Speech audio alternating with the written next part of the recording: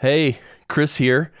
Let's talk about the main danger when you're removing ums, when you're editing out ums. You know, someone on a podcast is they're talking and they keep saying the word yeah, you get it. So the main danger is if you remove the and then the resulting audio sounds unnatural or weird or jarring, especially around breaths, because normally people take an in-breath, and then they go. Or sometimes they'll finish a sentence, and then take an in-breath. I did an out-breath there first. I didn't mean to do that, but anyway. So let me show you. Here are two audio samples, and they're both the same, by the way. On the left and right, they're the same right now. On the left, I'm going to make a bad edit. On the right, I'm going to make a good edit, and then we're going to listen to the difference.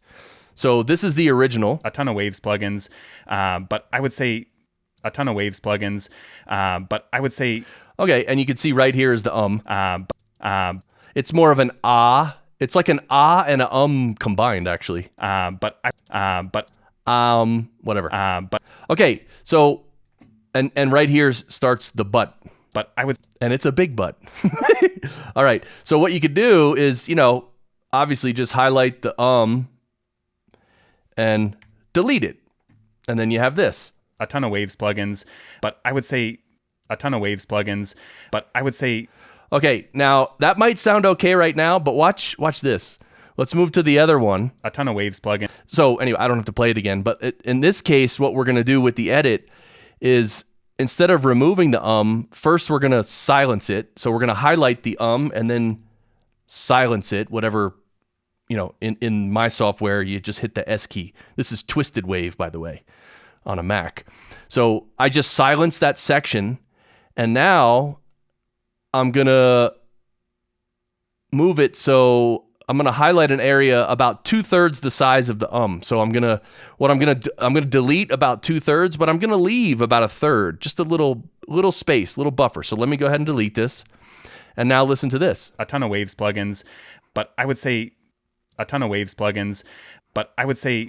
All right, now listen to this one again. A ton of Waves plugins, but I would say a ton of Waves plugins, but I would say. So that breath, and then when he says but, that's much too rushed. It sounds very unnatural. Very unnatural. Listen. A ton of Waves plugins, but I would say that's very unnatural. Now listen to it sound. This sounds much more natural. A ton of Waves plugins, but I would say a ton of Waves plugins, but I would say.